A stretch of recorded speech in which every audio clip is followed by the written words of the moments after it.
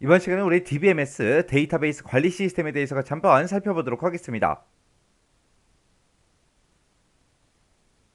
자, 우리 DBMS요. DBMS가 우리 데이터베이스 관리 시스템을 보고 우리가 DBMS라고 합니다. 우리 데이터베이스라는 게 있었죠. 이 데이터베이스는 특정 조직의 업무를 수행하는데 필요한 관련된 그런 데이터들을 싹 다 이제 한 곳에 모아놓은 거. 그걸 보고 우리가 이제 데이터베이스라고 했죠. 그러면 A라는 사람도 데이터베이스에다 뭔가 저장을 할 거고요. B라는 사람도 저장하고 C라는 사람도 저장하고 D라는 사람도 저장하고 엄청나게 많은 사람들이 그 데이터베이스에다가 막 파일 같은 것들을 막 저장을 시킬 거예요. 그러다 보면은 이제 똑같은 파일이 여러 개 이제 중복적으로 이제 저장이 될 수도 있죠. 그리고 각각의 이제 파일들마다 종속성도 이제 생길 수가 있는 거고 파일이 이제 막 엉망진창으로 막 그렇게 보관이 될 거란 말이에요. 그때 이제 데이터베이스가 있고 그리고 우리 사용자, 일반 사용자들이 여기 있을 때 그때 이 데이터베이스와 사용자 그 사이에다가 우리가 이제 DBMS라는 거를 우리가 설치를 합니다. 설치해서 이 데이터베이스 관리 시스템 얘가 이제 우리 데이터베이스와 사용자 사이에서 이 데이터베이스를 효율적으로 쉽게 그렇게 이제 사용할 수 있게 중간에서 도와주는 그런 역할을 해주는 게 우리 DBMS예요. 그래서 이 데이터베이스라는 곳에는 파일이 엄청나게 많이 들어있잖아요. 근데 어떤 특정 사용자가 어떤 특정 데이터를 찾아달래요. 그랬을 때 그 데이터를 빨리빨리 효과적으로 우리가 찾아줘야 된다고요. 그리고 이 데이터베이스라는 곳에는 우리 회사에서 사용하는 모든 데이터들이 싹 다 이제 다 들어있기 때문에 그곳에는 이제 뭐 신입사원들이 보면 안 되는 그런 자료들도 있을 거고 회사에 이제 기밀 자료도 있을 거고 회계 자료도 있고 엄청나게 많은 데이터들이 막 들어있단 말이에요. 그런 것들을 아무나 막 볼 수 있게 해주면 안 되겠죠. 그래서 이 DBMS라는 거는 우리 사용자와 데이터베이스 그 사이에서 사용자와 데이터베이스 그 사이에서 사용자의 요구에 따라서 정보를 이제 생성도 해주고요. 데이터베이스를 이제 관리도 해주는 그런 소프트웨어, 그런 프로그램을 보고 우리가 이제 DBMS라고 그렇게 이제 부릅니다. 이 DBMS는 기존의 이제 파일 시스템에 갖는 데이터 이제 종속성, 중복성 이런 문제를 해결하기 위해서 제한된 그런 시스템을 보고 우리가 이제 DBMS 그렇게 이제 부르는 거예요. 그래서 우리 사용자들도 이런 데이터베이스를 사용하지만 우리 컴퓨터 안에 들어있는 다른 응용 프로그램들 있죠. 그런 응용 프로그램에서도 이 데이터베이스에 접근해서 필요한 데이터를 이제 가져다가 사용자한테 줘야 될 거 아니에요. 그래서 응용 프로그램들이 이런 데이터베이스를 공용할 수 있도록 그렇게 이제 관리해주는 그런 역할도 우리가 DBMS가 해줍니다. 그때 이 DBMS라는 아이는 우리 데이터베이스를 구성을 해주고 그리고 접근 방법이 됐든 유지 관리에 대한 모든 책임을 전부 다 이제 DBMS가 다 져요. 그럼 우리가 데이터베이스를 사용할 때는 DBMS가 꼭 필요하겠죠. 그리고 하나의 데이터베이스에다가 이제 뭔가 데이터 같은 것들을 저장을 할 때는 우리가 표준화된 그런 형식을 이용해서 우리가 표준화된 데이터를 전부 다 이제 저장을 해야 돼요.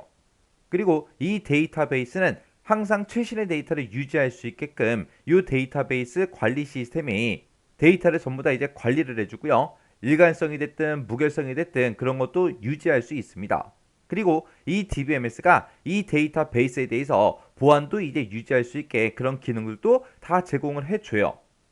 자, 이런 이제 DBMS에 보게 되면 필수 기능이 크게 세 가지가 있습니다. 우리 정의 기능이라는 게 있고요. 조작 기능이라는 게 있고 우리 제어 기능이라는 게 있고 이렇게 크게 세 가지 기능으로 우리가 나눠서 볼 수 있습니다. 자, 그러면 정의 기능이 뭔지 조작 기능이 뭔지 우리 제어 기능이 뭔지 이것 좀 이제 살펴보자고요. 자, 우리 정의 기능이요. 정의 기능이라는 거는 모든 응용 프로그램들이 데이터베이스를 이제 공용할 수 있는데 그때 모든 응용 프로그램들이 요구하는 그런 데이터 구조가 있을 거 아니에요. 그런 구조 같은 것들을 이제 지원하기 위해서 데이터베이스에 저장될 그런 데이터의 타입이 됐든 구조가 됐든 그런 것도 이제 전부 다 정의를 할 수가 있습니다. 그리고 데이터를 이제 이용하는 이용 방식도 우리가 정의할 수 있고요. 제약 조건 같은 것도 우리가 이제 명시할 수 있는 그런 기능을 제공해 주는 게 우리 정의 기능이요. 그 다음에 이제 조작 기능이요. 우리 조작 기능이라는 거는 우리 데이터베이스에 보게 되면 이제 데이터가 엄청나게 많을 거 아니에요. 그런 데이터들을 내가 원하는 그런 데이터들을 이제 내가 검색할 수 있게, 갱신할 수 있게, 삽입할 수 있게, 삭제할 수 있게 이런 작업들을 체계적으로 이제 처리하기 위해서 사용자와 데이터베이스 사이에서 인터페이스 수단을 제공해주는 그런 기능을 보고 우리가 조작 기능이라고 합니다. 그래서 이 조작 기능이라는 거는 일반 사용자들이 사용하는 그런 기능이에요. 그래서 데이터베이스에 엄청나게 많은 그런 데이터들이 저장이 돼 있을 때 사용자들은 그 데이터베이스에 이제 접근해서 원하는 데이터를 이제 검색하거나 아니면 갱신하거나 아니면 데이터를 이제 삽입을 하거나 아니면 삭제를 하거나 그런 것들을 이제 할 수 있잖아요. 그런 것들을 체계적으로 처리하기 위한 그런 인터페이스 수단을 제공하는 그런 기능을 보고 우리가 이제 조작 기능 그렇게 이제 부릅니다.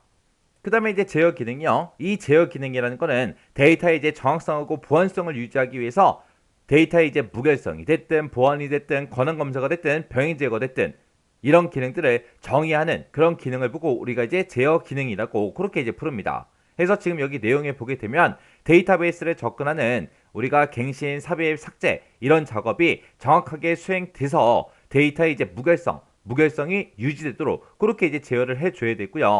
그리고 정당한 사용자가 허가된 데이터만 접근할 수 있도록 보안을 이제 유지해야 되고요. 그리고 권한 같은 것도 전부 다 이제 계속해서 검사를 할 수 있어야죠.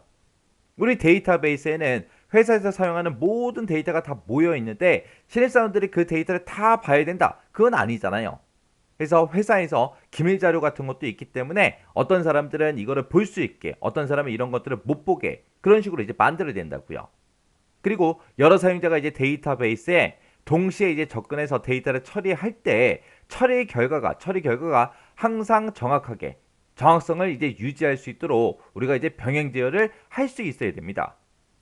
그래서 이런 기능을 제공하는 걸 보고 우리가 제어 기능이라고 해요. 그래서 우리 데이터베이스 관리 시스템 보게 되면 크게 이렇게 세 가지요. 정의 기능, 조작 기능, 제어 기능하고 이렇게 이제 세 가지가 있습니다. 이게 딱 세 개가 있다 보니까 시험 문제 내기가 참 좋죠. DBMS의 우리 기능이 아닌 거 찾아라. 그런 식으로 또 문제가 나올 수도 있는 거죠. 아니면 이런 여러 가지 특징 같은 것들을 써놓고 이게 어떤 기능에 해당하냐 그렇게도 이제 물어볼 수 있는 거고요. 해서 요 세 가지 우리 데이터베이스의 필수 기능 요 세 가지를 기억하실 때 요 앞에 있는 글자만 따서 기억 좀 하세요. 자, 저 구석에 이제 친구가 한 명 있습니다. 제가 혼자서 맨날 놀아요. 그래서 저 친구도 내가 같이 놀고 싶어요. 그럼 쟤한테 내가 뭘 주면 돼요? 정을 주면 되겠죠. 그래서 쟤한테 정 줘라, 정을 줘라. 그렇게 기억 좀 하세요. 그래서 제 정조하고 그렇게 이제 기억하시면 됩니다. 그래서 우리가 데이터베이스를 사용하는 데 있어서 이 DBMS라는 거는 필수죠. 필수. 무조건 있어야죠. 그래서 DBMS의 특징 잘 기억하시고요. 이 세 가지 기능 서로 이제 구분할 수 있게 잘 보고 지나가시기 바랍니다.